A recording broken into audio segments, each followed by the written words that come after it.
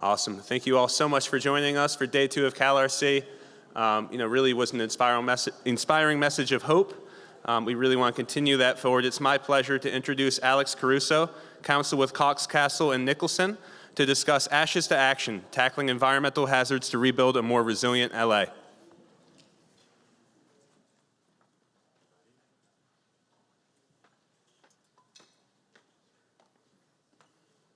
Thank you, Sebastian. Hi, everyone. Good morning. As Sebastian said, my name is Alex Caruso. I'm an environmental and real estate attorney at Cox Castle and Nicholson, and I'm honored to be here today with these esteemed panelists. We have one more on the way, but he'll be here shortly, so I think by the time I finish my intro, we'll get him on stage. A little bit about what our firm has been doing. Our core competency in the environmental space, of course, is on brownfield redevelopment.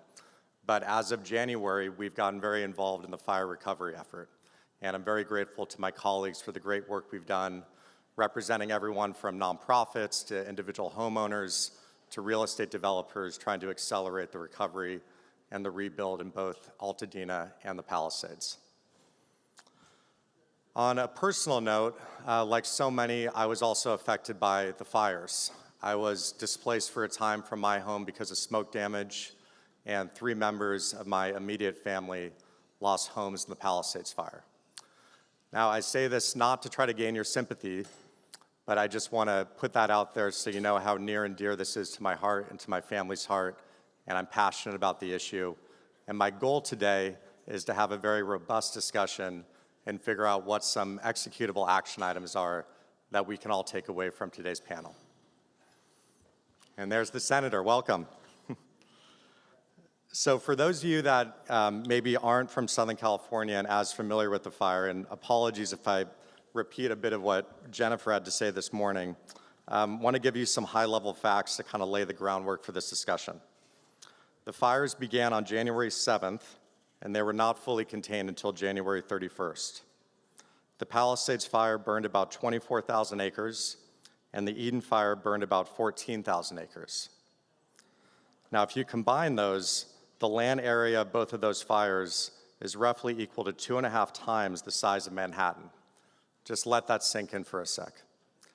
I think the devastation of the actual fire zone when you see it on TV is nothing when it compares to actually walking it and understanding the scale. As far as structures, the Palisades fire destroyed more than 6,800 structures, and the Eden fire destroyed roughly 9,400 structures. And most tragically, 31 people lost their lives. Now, when we were originally planning this panel, and a shout out to Deepa for coming up with the idea for this panel, and really appreciate all your contributions to this. This was in the spring and early summer, and quite a bit has changed since then. Originally, we were going to talk about the Army Corps' cleanup and debris removal regime, but some things have changed. Some for the better. The Army Corps actually finished their debris removal and cleanup work well ahead of schedule, months ahead of schedule. But some for the worse. The federal government and FEMA will not offer additional assistance for the recovery effort, as far as we can tell, and they did not provide post-debris removal soil testing, which certainly departs with precedent from other recent urban wildfires. All that being said, instead of looking backwards, the title of this panel is Ashes to Action, And action, of course, is the operative word. My goal here is to have our esteemed panelists offer their insights and to figure out where we can go from here. So without further ado, I'd like to briefly introduce each of our panelists. I'm not sure if we have a slide for that, thank you. So first, State Senator Ben Allen. Senator Allen is the senator for Senate District 24, which covers the Palisades and the Malibu fire zones. He chairs the Budget Subcommittee on Resources, Environmental Protection, and Energy. He's a native of Southern California, and like many of us, he experienced firsthand the impact the fires have had in our community. The senator has spent the year traveling back and forth between here and Sacramento, talking to constituents, talking to victims of fire, and trying to figure out what the best path forward is and what to advocate for. This wonderful advocacy work has led to various disaster recovery policies, such as needed insurance reform to provide more immediate support in the wake of disaster, and property tax relief for structures damaged by the disaster. Senator Allen, thank you for being here. Next, it's my pleasure to introduce Sarah Ali. Sarah is the COO at the nonprofit R.N.S. Kane Foundation. She has a background in education, strategy, and leadership. She is also the co-founder of CAP-LA, the Community Action Project Los Angeles, a research initiative following the Eaton and Palisades fire. They're doing amazing work on the private side, trying to help people do soil sampling and do it at no cost.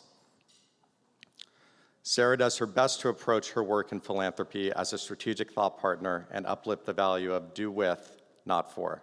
Sarah, thank you for being here. Next is Deepa Gandhi. Deepa is a principal engineer at EKI Environmental. She has 25 years of experience specializing in site-specific strategies and cleanups to rebuild, revitalize, and bring back properties with contamination. Deepa leads EKI's environmental grants initiatives, which helps public and nonprofit clients fund community assessments. She is a member of DTSE's Community Considerate Cleanup Collaborative, say that 3 times fast, C3C, and a frequent contributor to CALRC events. And thank you again, Deepa, for putting this panel together. And finally, she really needs no introduction because of her work in the space and her wonderful talk this morning, Jennifer Gray Thompson. Jennifer, as you know, is the founder and CEO of After the Fire USA, one of the nation's leading nonprofits focused on long-term recovery and resilience in the wildfire space. She entered this work after the 2017 North Bay fires devastated her community. She has assisted with fire recovery and resiliency in 20 megafire communities across 4 states. She just returned from her own summit in Sonoma, and I hope she will share some of the latest developments from thought leaders that she hosted there. And with that, we will jump into our panel discussion. I'm going to move to the table so I can be close to everyone.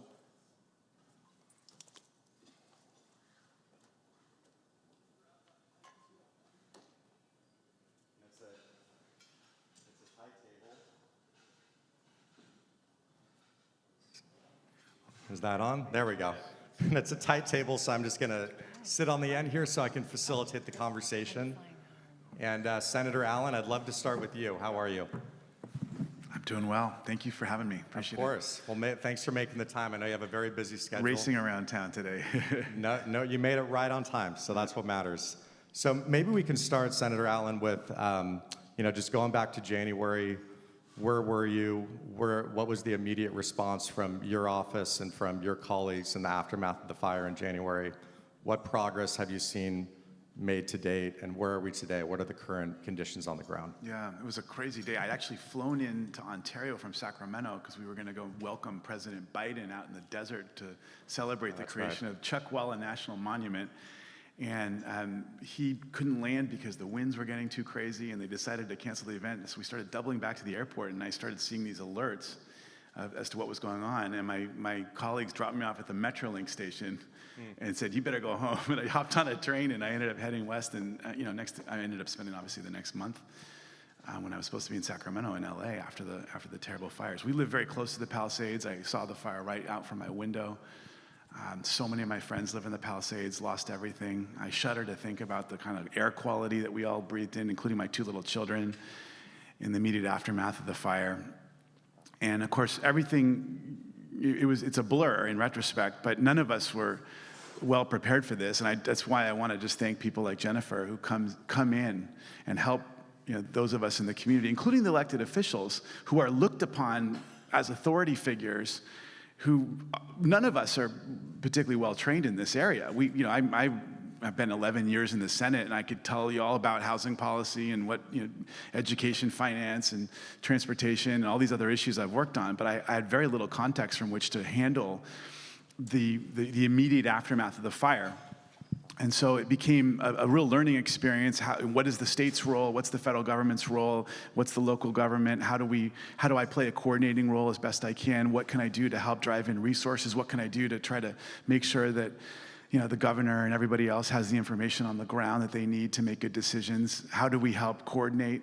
It's interesting, state senators in other parts of the state represent several counties usually, but here in Los Angeles, we've got one big, massive county, and who's in charge? Is it the mayor? Is it the board of supervisors? Is it the state? The federal government has a role. There's all these different agencies, so there was a whole smorgasbord of challenges associated with that. So then it became a question of resources and then policy changes, bills that we've run, and then just also providing resources to information to constituents, and get our staff well trained and make sure that they're answering the questions that that they're getting from people, making sure we know who to turn to as we're helping people deal with their challenges. And then the current challenge is making sure that these issues remain on the radar screen. The people in this fire zone are still deeply suffering, and it is a bewildering experience still. And in fact, in some respects, it's more so, because in the immediate aftermath of the fire, there's all this attention, all this sympathy, and all this focus on them. But then the world moves on. ICE raids, the war in the Middle East, budget, the latest thing with Trump, whatever it is. I mean, there's just a gazillion issues going on. And everybody psychologically moved on who aren't directly related to the fire. And yet these folks are still dealing with rebuilding, insurance challenges, figuring out a long-term plan, trying to finance their reconstruction, dealing with permitting challenges, still worried about the toxics that they breathed in. I mean, there's a smorgasbord of challenges that they're facing. And so it's also up to us to make sure that we're providing them with the assistance that they need, but also maintaining attention on their challenges and needs at every level of government and indeed in the broader public sphere. And that's been a challenge as well. Absolutely. And on that note, I mean, in my intro, I discussed a little bit about the Army Corps and them coming in and doing their 6-inch scrape. And I know that was controversial because it departed with what they've done with other urban wildfire zones. Credit to them, they did a great job, but I think a lot of the residents wanted more. What would you say now that the Army Corps is left? I don't see the federal government changing their policy as far as offering any more assistance to the fire zones. What is the role of government now going forward? Yeah, so I'm specifically with the soil or? Yeah, I think the soil, because I mean, naturally we're talking about the remediation issues, but I think the soil and just the rebuilding effort, I think overall. Oh, well, on the soil, one of the challenges is that there's a lot of toxins in city soil in general. And one of the things that these folks will tell you is that while certainly the fire created a lot of additional toxins, one of the things they grapple with is the cost associated with an additional scrape, and whether that reveals a level of toxicity that was directly fire caused or is just environmental associated with living in a city with a lot of pollution. We've certainly pushed them hard to go further on the scrape, because it's our strong feeling that the deeper you go, the safer the soil will be. And that's been a real push-pull, but I think it ultimately comes down to this resource question. Writ large, you obviously saw the Army Corps, basically every single lot is now cleared, except the poor folks at the mobile home park, and that is a whole nother challenge. When a mobile home park goes down, all those people lose all of their rights. At least the folks who lost their homes can go back to their property without having to ask permission. But the mobile home park owners, when they lose literally their property right is not associated with the land, it's associated with the stuff on top of the land, and that's all gone when it burns to a crisp. So that's a whole other set of issues. But I think on the government side, it's about getting permitting done for people. It's about being smart about the way we rebuild and make sure that we streamline and fast-track permitting, but also do it in a way that doesn't repeat mistakes from the past. So we're building in a more fire-resilient manner. I think it's also going to have to involve us working closely with the with utilities to create greater safety in the way that they provide power and energy to these neighborhoods. And then on the insurance side, it's about making sure that insurers are helping victims, that they're paying claims, that they're following the law and pushing them in that direction all the time. It's a bird dogging process. But more broadly speaking, it's about making sure that we work with them to ensure that the rebuild is done in such a way that risk will be lowered so they feel more comfortable coming back and writing policies and growing the insurance availability and affordability in neighborhoods that are being rebuilt. And I want to get to the insurance issue more too, but let's go to Deepa because I'd like to get kind of an overview of where things are at right now with the soil issues. Since we're still in the recovery mode, maybe we can establish that first and then talk more about the rebuilding efforts. So Deepa, if you don't mind, given your background and the work in the space, I'd love to just get a kind of high-level overview of what are the main issues with the soil contamination, what are the primary constituents and contaminants that of concern, and just kind of walk us through what's actually on the ground right now. Yeah, sounds good. Thank you to the conference and for having me here, and excited to be here with this great panel. Let's see where we got. So the first question is, what data do we have? And it seems like data is coming out, new data is coming out every day, or a new document is coming out every day, which is just a testament to the amount of organizations that have mobilized to fill this need for data-driven decision-making and prioritization. So I am going to give you that big high-level overview of what the data is telling us. I'm going to start with François Tissa's geochemistry lab data from Caltech. So they were out there really in the days and the weeks immediately after the fire, collecting wipe samples of dust and ash. And what you're seeing on the screen are sample results from windowsills in the Eaton area and 7 miles downwind. So what they found, the depth of the red, the darker the red, the higher the lead concentrations on this graphic, and the black area up to the top right of the screen is the Eaton fire area. So what they found is that while there was lead present in the fire burn area, it was also present at pretty high concentrations similar to the fire area up to 7 miles downwind. So they attributed this to lead being volatilized in the heat of the fire and being transported by the high winds downwind of the Eaton area. And I forgot to say at the beginning when I started, I'm not affiliated with any of the work that I'm presenting today. It's other people's work. I know some people like CALRC, UCLA are here to talk more in detail about their work if time permits, and we have some questions. I just want to make sure to say that I'm giving you an independent summary of the results. Thank you. Well, maybe on that note too, I can bring Sarah in, and I just wanted to hear a little bit about what you're doing on the ground with CALRC, because you guys are actually doing a lot of the testing. I know there's a bunch of different organizations that are on the ground, but maybe you can give us a little overview of how you're getting involved from the nonprofit side. Sure, happy to. Thank you, Alex, and thank you. It's great to be here and honored to be on this panel. I'm getting a tremendous amount of support from after the fire. This is truly a collective action effort, and that's really why CALRC is doing what we're doing.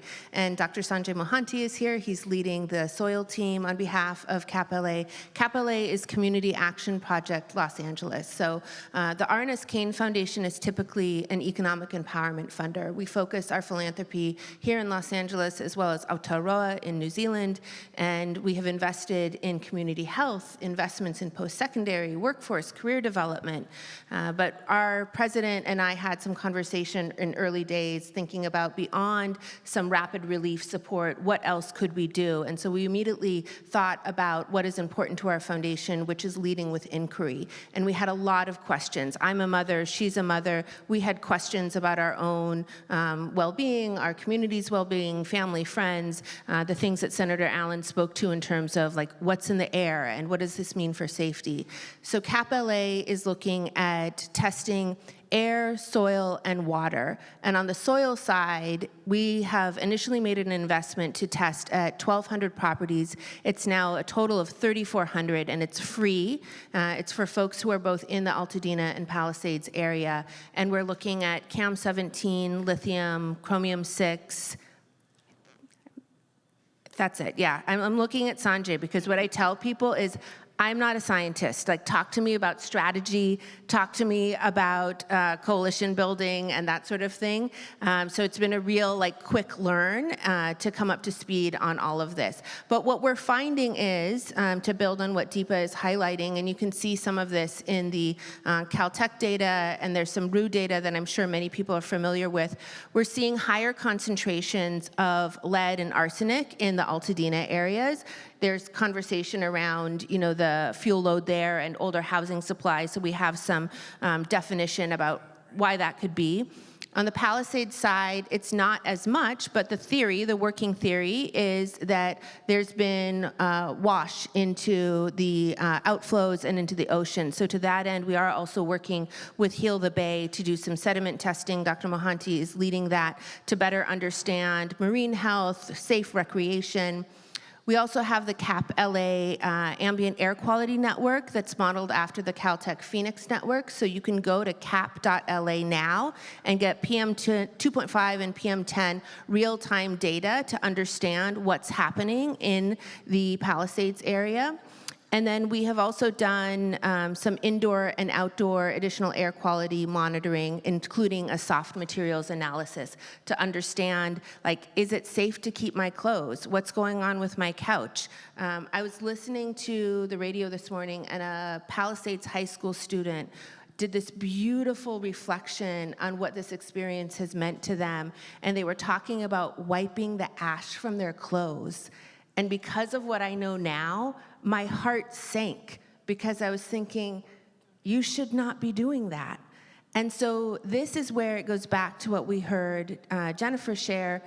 We are the ones that are going to move us out of this. So we are doing it in deep partnership. The last thing that I'll say is we're working very closely with our friends at LA Fire Health Study, the consortium with Harvard, Davis, UCLA, UT Austin, tremendous group of researchers in addition to UCLA through CAP-LA, but also with USC Clean and Public Exchange. So we're integrating our soil collection work streams for both team-based testing that Dr. Mohanty's leading and self-collection that the SC team is leading. And then we're also doing this in coordination with Department of Angels, because we know we can't do it alone. And before I want to get to Jennifer, but just to jump back to kind of finish the data, Deepa, I think there was some more that you wanted to present on too. Was there any other data points that I just wanted to hit so we kind of set the stage before we get into the I have a few more remediation? slides, and I can just go through it really quick. So that'd be great. what I have next here, see if that works. There we go. So this is the RU data that Sarah mentioned that was collected on behalf of LA County Department of Public Health. And there's a lot on the screen, but really they were out there testing 780 parcels in March of this year. They were collecting soil samples from these parcels, about half from the Eaton area, about half from the Palisades. They did laboratory testing of fire-related chemicals like metals, polycyclic aromatic hydrocarbons or PAHs, and dioxins. So what I wanted to give you from this is just the key takeaways. What you're seeing is the percent of samples with exceedances above the screening levels that they thought were applicable. And the arrows on the side of the tables, there's 4 arrows each, those point to the 4 top chemicals that had the highest number of exceedances. You can see the pattern of the arrows are different. One of the conclusions that they made was there was a unique pattern for each area in terms of what chemicals were at issue. So in the Palisades table on the right, you can see that the depth of the red is a bit lighter. So we had less samples exceeding their screening levels, and the one that exceeded the screening levels, and in this case it was background, was arsenic. On the Eaton side, you can see those deeper red highlights there. And so they had higher percentages of exceedances on the Eaton side, and the top chemical there was lead, up to 50 to 60% of some samples in the ash.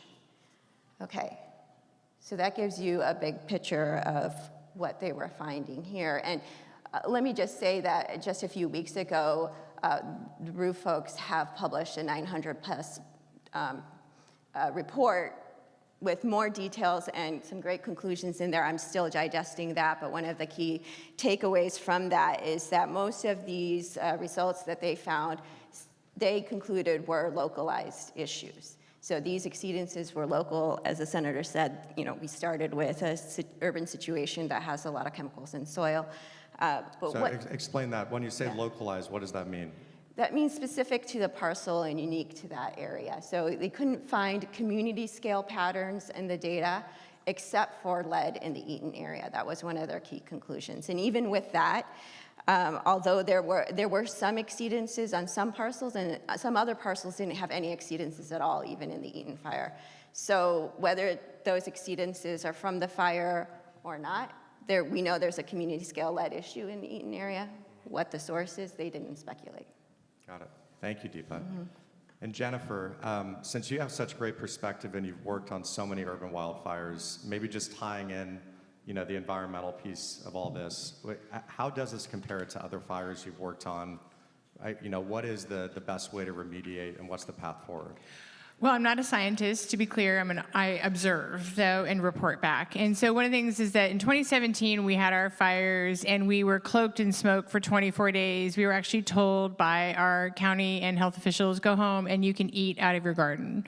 We actually did not know, we were not fully aware that this could happen, and this is true for many early fires. In the Camp Fire, they actually did have a large remediation that had to be done, which is in 2018, and they used, I believe, FEMA in order to remediate their big issue. And then in 2021, with the Dixie Fire, which you saw up here earlier, they also had a huge lead field that did not necessarily come from the fire, but had to be remediated anyway. And one of the arguments is, well, if it was there before, why are we going to fix it now? And my point is, fix it anyway.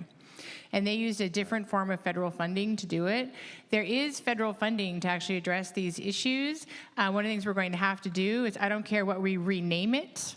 I don't care how we package it so that it makes people happy.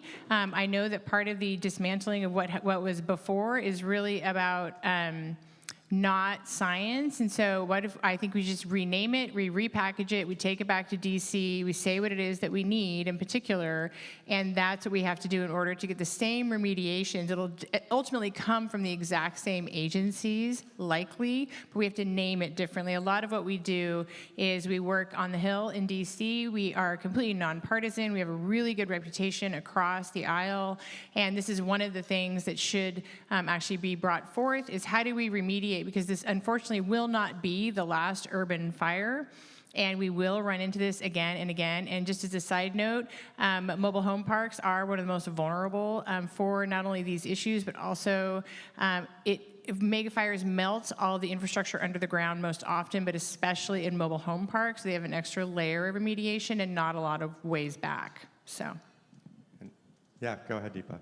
And sir, maybe we could turn the projector off too, just to save everyone's eyes. I know. Thank you. It makes it easier to look out. I just found an interesting fact about that Dixie Fire, the legacy contamination. That was 124 parcels, and they spent $45 million to do the extra 6 inches of soil removal, just to give you some numbers. Oh, and the last thing I'll say is that, I see myself as like water between boulders. And so whatever's going on, at the larger scale politically with rhetoric, I feel like our job is to say, okay, fine, you do that over there, but we're going to actually find the solution to go through here. And I think that that's part of the way that we need to think about this as well. There is a lot of empathy and compassion across the aisle in DC for what happened here, and we have to mobilize that in order to get to the other side. And Jennifer, I know you're not a scientist. I'm not trying to put you on the spot, but just, again, given your experience with other urban wildfires, does this type of contamination track with what you've seen previously? And if it does, how did they come through that? Well, a couple of things is that it's highly unusual. I think it's happened maybe once before where they only scraped 6 inches of soil. In our case, they were over scraping, and they were trying to get to 0 in Sonoma County, and that was actually also a mistake because we ended up with a much costlier problem on the other side. The 6 inches was not because FEMA made a decision. The 6 inches was because we had 180 days at full 100% reimbursement. That's highly unusual. We've actually never seen that before. Usually you would get an extension, and if it had to go 360 days or 480 days, whatever it was, you would get that extension, but we already knew we were not going to get it. Same thing as North Carolina. So none of this tracks from what has happened before. In our fires in Sonoma County, I can tell you that we were not as diligent as you are here. Maui was very diligent too with their air, and they actually only could dig about 6 at most 12 inches because they also buried their ancestors underneath that land. So that's also not a comparable. It's not a comp. Urban fires like in Santa Rosa that we tested, but once we found we were going down too far, then we remediated, but it wasn't the same. We didn't have any of the same constraints on us, so it wasn't even really made public. It just wasn't. We just did not have the same issues, and we really did not understand the effects on pool water. Like, I have a pool. I was not told to drain my pool, or on school gardens. We actually funded a study on school gardens through UC Davis, and what we did is that at that time we looked to UC Davis, which has a really. Is anybody here from UC Davis? Woohoo! Okay, you guys are like pioneers in this, and they started right away on studying the effects of wildfire, smoke, and soil and water right away. They have a very robust team, and I love that they make all of their contact information very publicly available, so I highly recommend going to them. They'll give you much better data. But honestly, mega fires is only a crisis 8 to 10 years old, has nothing to do with what we see in flood or earthquakes, and so the science is new. And do you think, you said, you think there is going to be some future federal involvement or federal grant money? What gives you that kind of optimism that there's going to be money there down the line? Well, FEMA was created for a reason, not for an impulse. FEMA was created in order to address very real problems, and they've been completely overwhelmed by the number of disasters over the last few years. I feel optimistic because I do walk into all of those offices, and we do know all of those staff members and the members of Congress, and we do know that they actually care, and if you can give them a pathway forward to actually support Los Angeles, they will do it, but we have to name it and frame it differently. It has to come through different rules. I'm figuring it out right now. It's obviously a very interesting landscape. It's nothing like, we've been very successful lobbying on Capitol Hill. I'm gonna go back again because for the Eaton fire, they are going to get settlements likely from Southern California Edison, but our tax bill, which exempted those settlements from being taxed as personal income tax, will expire at the end of this year. So we're gonna go back, and while I am there, I'm going to start in on this issue and why it is that we have to actually remediate for the next 50 to 100 years, that this is not a current, I don't like LA problem. That's not what this is. So I think if we can reframe it for them and put it in a different package, it can go on to the end of a CR. The other thing is that with CDBG-DR funds, which is honestly the worst acronym ever, but it's Community Development Block Grant funds that come after disaster. It took Maui 500 days to get their declaration, and that was the longest ever, and that was during the previous administration, and that is a function of the dysfunction in Congress. So one of the things we're also pushing for in the reform of FEMA, I sit on a national task force, is to make that codified so it will happen automatically so that you won't ever have these sorts of worries again. And I'm not sure that will happen under this administration, but if we flip Congress, and again, I'm not being political, in 2026, it's Congress that approves those funds. It's not an executive branch decision. You'll get them. Thank you. And Senator Allen, since you're in government, you're the closest to it. I mean, what's your comment on Jennifer's point? Do you think there's a path with the federal government? I assume the state is going to be the one who needs to actually do the work, and then we would try to get reimbursed by the feds. Is that how you see this? Well, it sounds like there's some encouraging possibilities. Quite frankly, we were sidebarring a little bit, and Jennifer's much deeper in the Washington weeds than I am. So I'm really happy to hear your report, and I just want to wish you Godspeed and whatever support we can give in that effort. And I will say, our Republican colleagues are very interested in helping as well in the state legislature. And I was, and right from the beginning, it was a united California delegation letter to the president, including Republicans and Democrats, asking for full reimbursement with no conditions attached right from the beginning. So we got to figure out ways to put a bipartisan face on this and make sure that we're really working together and rowing in the same direction. Obviously, enormous headwinds because of the politics and the personalities and all those challenges. But I'm really glad to hear you're working so hard on this, and I'm encouraged by your positive vibe about it, because quite frankly, we've been pretty nervous about the way. The state, the politics, right? I mean, under previous administrations, Democrat, Republican, even Trump won, there was never a question of getting basic reimbursement and support and help for disasters like this. And, we were proud to stand by support for, red states, blue states, when they were facing, hurricanes or whatever challenges they may have been facing in other parts of the country. And so, let's keep working together and keep a united front on this.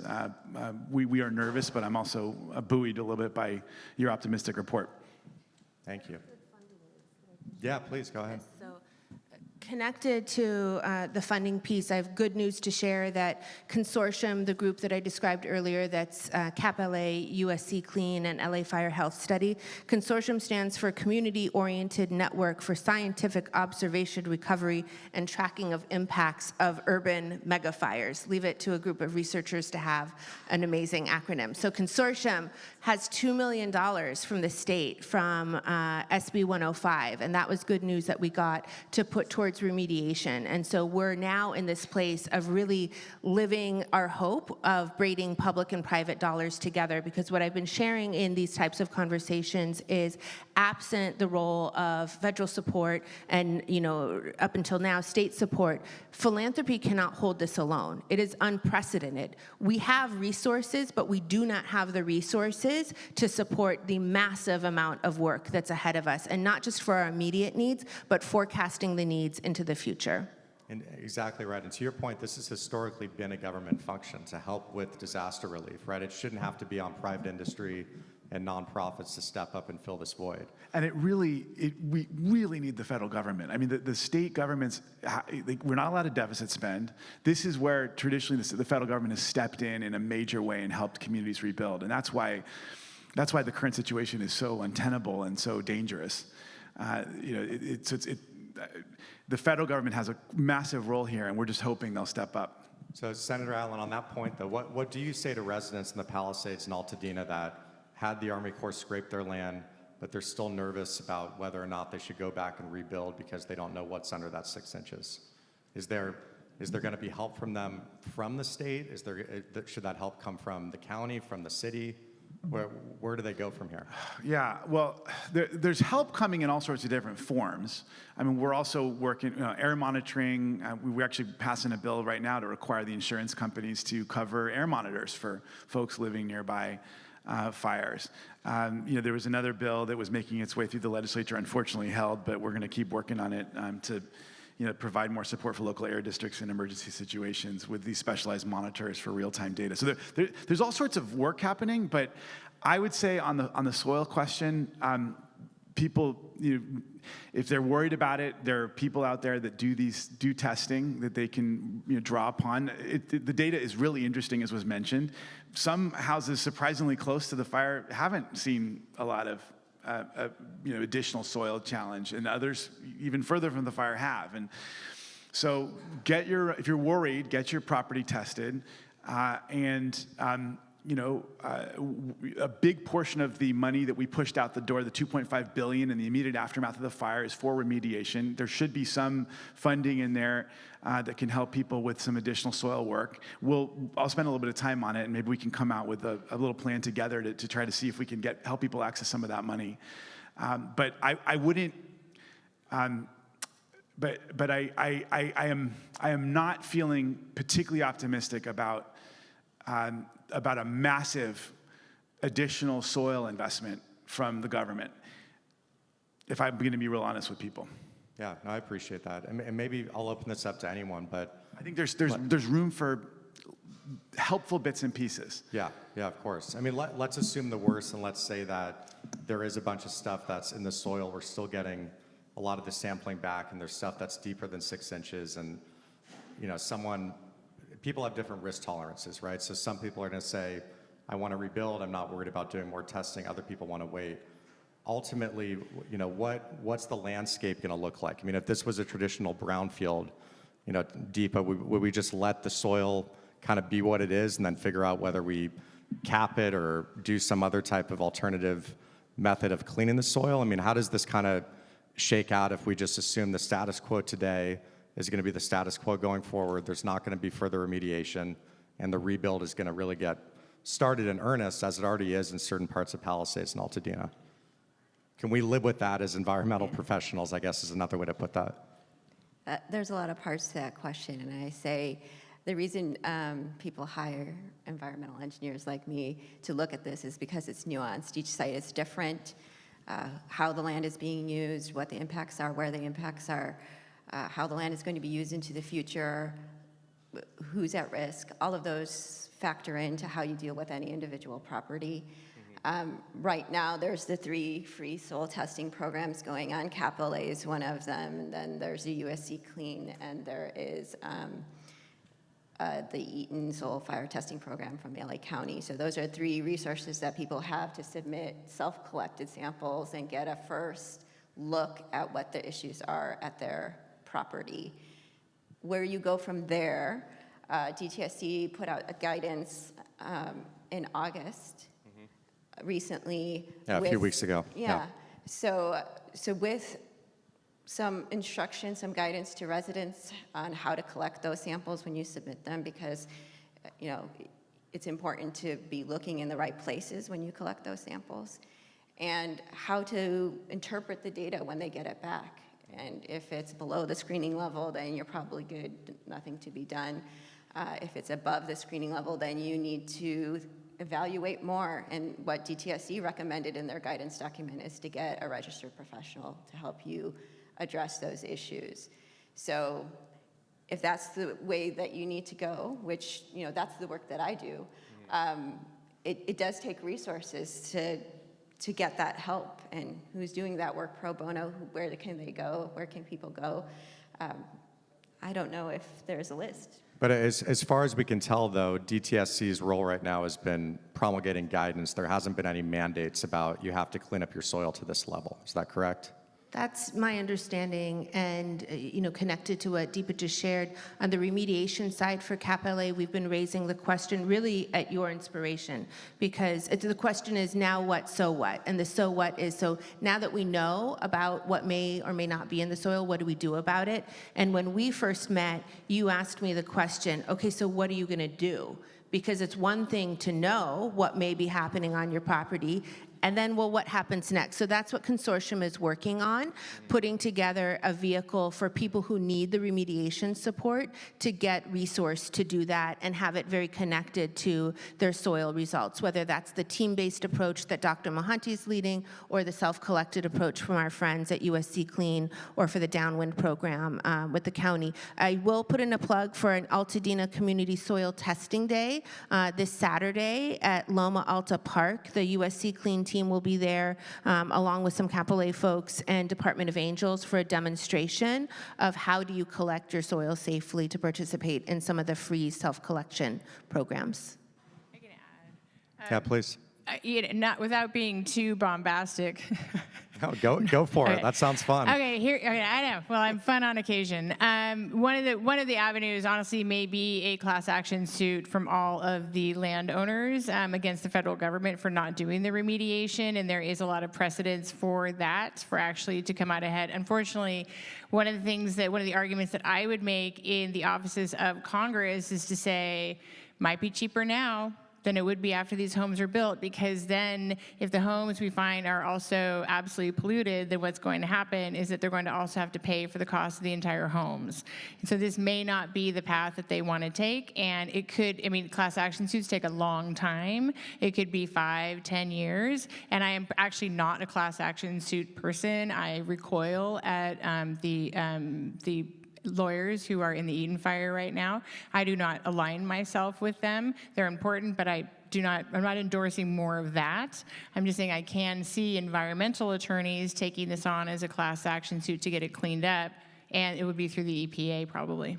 But to your point, the sad thing with that is the rebuild will be done by time that suit actually ever comes to pass, right? And people might be sick too. Do you know? And so that's going to be one of my things I'm going to talk to them about quietly in the halls of Congress is like, what do you want, this or do you want that? Scenario A, scenario B. I don't care if they call it the Trump is Amazing Act. Do you know, honestly, they can call it whatever they want, but also just that it is a responsibility that we have as Americans to each other. And I do find a lot of empathy and compassion and understanding when there are no cameras on across the aisle. So with our last kind of 10 to 15 minutes, and I do want to save a little bit of time for audience questions, let's shift to the actual rebuild. And Jennifer, maybe you can pick it up from here too. Again, given your tremendous experience in this space, what has gone well with other rebuilds in the past and what has not worked? Well, everyone hates to hear this, but they're all different. Sorry, it's true. But you go from frontier to rural to a lot of the media wants to layer paradise over you, and that's a complete mistake. So please don't read that. We love the people of Paradise, but that was a very under-resourced elderly community in a very rural area, and so their rebuild is an outlier. It is not a comp at all. We see you more because of the grid of the rebuild, because it is more Santa Rosa. Because it's a grid rebuild, we actually see you having an urban rebuild, which means that all of the subcontractors have a much smaller space to go around. Custom homes take the longest. Most people think the more money you have, the faster it is. This is not true. The middle class comes back the fastest because they also tend to do more group buying, group contracting. We do encourage that. It can be beautiful, and I think you can demand beautiful, by the way. So I see you basically 85 to 90% home from 5 years from the date of disaster. In both of them, Eaton might come back faster than the Palisades because they're likely to have fewer custom homes. But it really is just a question of logistics, a lot of it. And so in Santa Rosa, for instance, did they have something like a builders alliance where you would have a bunch of contractors come together and then you can buy at scale to drive the price down? Well, it was mostly actually fire survivor driven through the Block Captain program, which we have brought to both fires. It's Team Palisades and then all together in the Eaton fire. So you have those two groups. We always encourage fire survivors to absolutely organize themselves. It gives them social, economic, and political power, and make sure that people who are making decisions are actually hearing the real information. It's a very efficient system. It was really Block Captains who drove it, and we come to LA every single month with a delegation, and I ask, what do you need? And the time before, and then I put it together. Now we're getting to the stage of saying, okay, like the housing plan library that came originally from Paradise, and so we want people to iterate and to innovate, and so it depends. Thank you, Jennifer. And Senator Allen, I want to kind of circle back now to the insurance question, because I think that's going to be integral to a successful rebuild. How do you see getting over that hurdle? What's the solution to the insurance problem? I know there's insurance issues potentially if you have contamination in your soil and they want to get some type of clean closure letter, but kind of putting a pin in that for now, looking more towards the actual rebuild, building back with more fire resilient materials. I know that you were one of the authors of Proposition 4, the big climate bond with $10 billion of money towards climate resiliency. Is that something that we can draw on to help with the insurance company getting comfortable with insuring these properties? Absolutely. I mean, the very first expenditure out of Prop 4 was a significant outlay of resources for land management, particularly fire mitigation near communities. Because we saw loud and clear how all of these fires came from the wildlands into communities.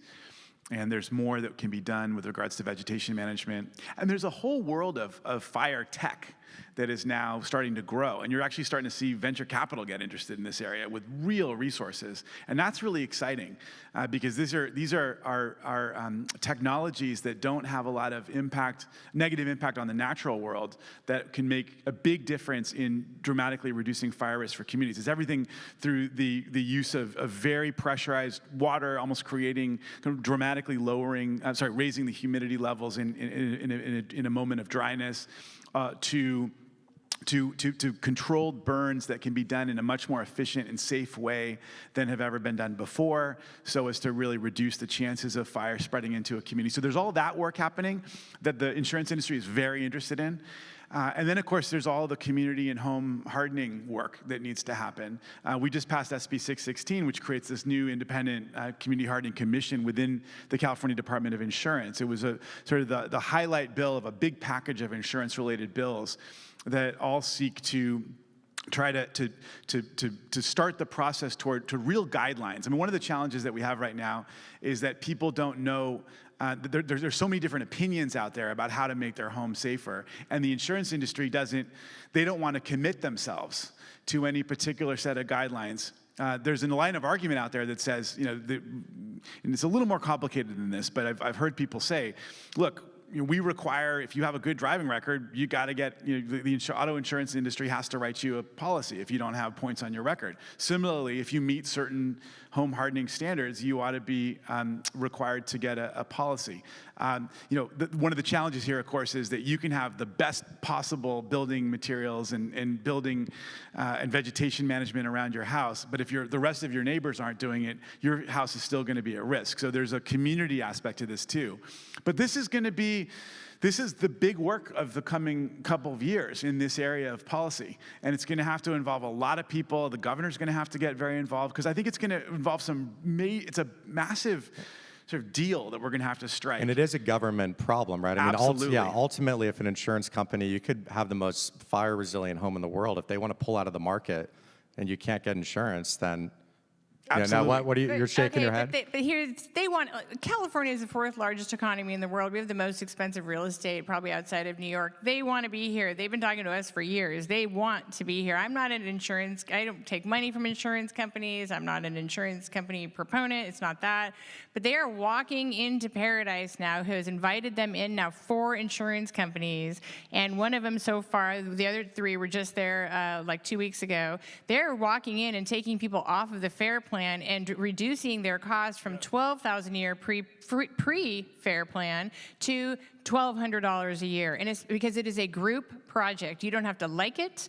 You don't have to want it to be that way, but you have to think about, love thy neighbor. That's the way that all disaster recovery goes. That's why I like it as a group project. It is a citizens issue. It's a government issue. It's a private sector innovation issue. It is everything that Senator Allen talked about. We all have a role to play, and we can. But if I do it and my neighbor doesn't do it, then it doesn't make any difference. And it's actually not that hard to do. We make it so complicated. You do not need a certificate necessarily from IBHS, because it's the same rules that CAL FIRE is giving you too. It's changing out your vents. They're $5 each, or you can have the $45 one. It is zone 0. That's what they're going to want. You don't have to like it or anything else, but that's what they're going to want. And you can make it beautiful, and you have a much higher chance of actually surviving. They want your houses not to burn so they can keep your premiums. They do want that. It's very exciting to them when they keep your premiums, right? So mine were just raised like 20% or something from State Farm, and I accept that. That's fine. Don't like it at all. Fix that. But the way we're going to get through this is actually together, and that's just how it is, and the science is real, and we can do it and not make it into a moonscape. It can be really beautiful. And just a shout out to LA. If any place can do this and be the world's example of resiliency after mega fire, it is in fact you. You are the storytellers. You are the doers. And on that point, maybe let's end on a controversial topic just for fun, with Senator Allen on Zone 0.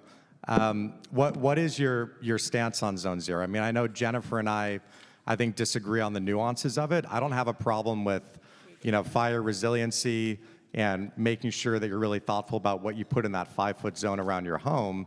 But I think where we differ is, I would say, as long as the plants are actually well maintained and they're green and they're moist, they could actually be a catch for the embers. They could actually protect the home.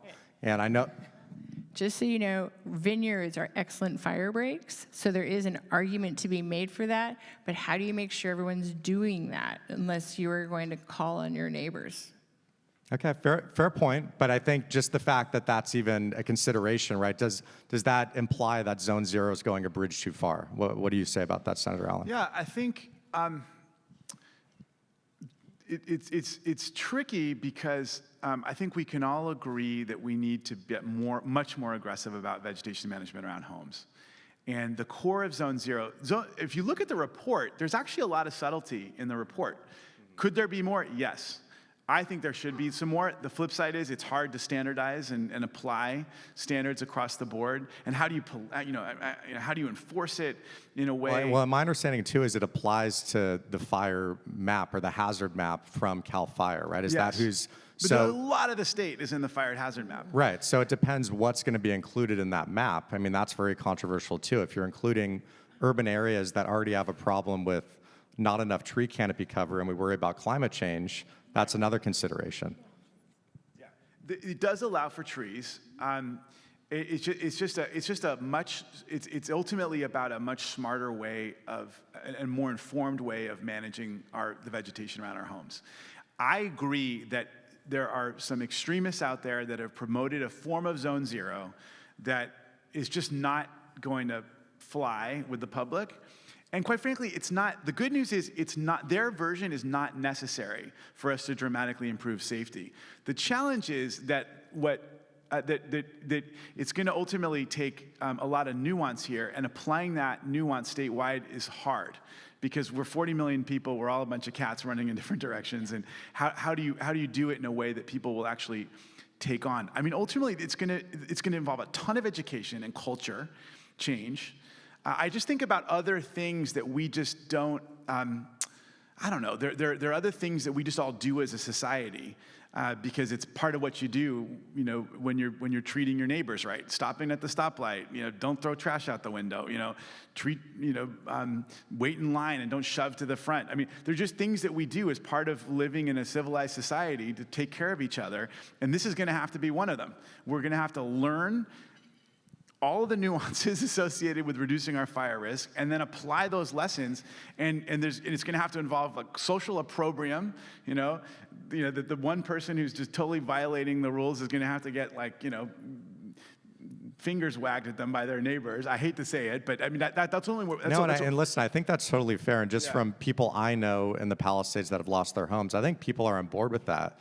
But then the government's got to do their role too, right? And so they have to go clear brush and actually manage. That's all true. That's true. Right? So I don't want this to be just put on the homeowners, right? The government also has to step up and show competence in that area because a lot of people obviously feel like they were let down by government lack of oversight. Though I will say, for the very same reasons why people don't want to denude their properties of brush and trees and plants, people don't want to have hillsides, they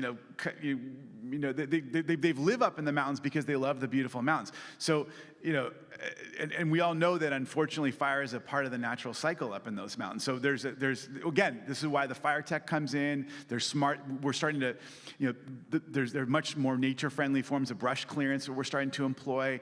I mean, I know the conservancies are doing deep dives into this subject matter, and I encourage people who are interested in this to get involved in that conversation. But of course, this is going to involve everybody. It's going to involve everyone. So of course, it's not just going to be the homeowners, but it's also going to have to involve the homeowners. Okay, great. I think we're out of time. You right have right time on the for nose. one audience question if you want to take any from the crowd. Do we have any questions? Yes, please. Thanks, Sebastian. Yeah, I'm really excited hearing about all the new fire tech that is becoming available, and I'm curious if you all know any examples of communities that are utilizing ancient fire tech, like indigenous land stewardship practices. Yeah, that's really interesting to me too, so I'm just curious. There's a huge pushback to indigenous land practices. Turns out they were right about so many things, and actually multi-generational farmers in California use the same practices, and then they were prohibited from doing that 40 years ago, and that even threatened or arrested. And now we're in a totally different stage, especially since our fires. So if you drive through Sonoma County, you see we do prescribed burns. In our organization, we started the North Bay Forest Improvement Program to help private landowners with reimbursables.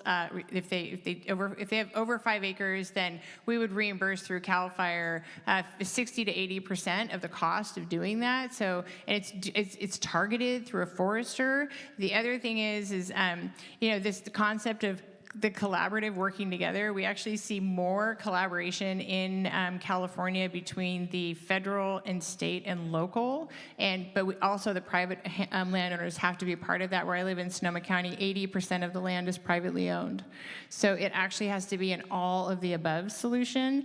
And CAL FIRE has made massive investments. They never meant to be a grant program, a grant giver, but over the past 8 years in particular, they've done a lot. Government has a huge role to play, but before these fires, those 3 land management agencies never talked to each other. They didn't. Now they do more.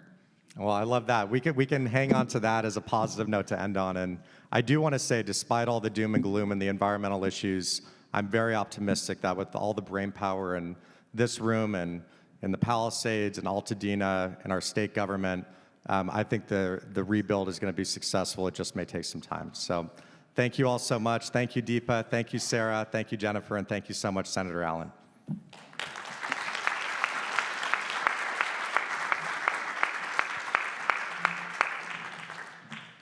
Awesome. Thank you so much, Alex. Yeah, I really enjoyed that. Thank you, Sarah. We're just going to have a 15-minute break now before our next sessions begin. We have residual contamination, managing and mitigating future risk in Hall, BC, regulatory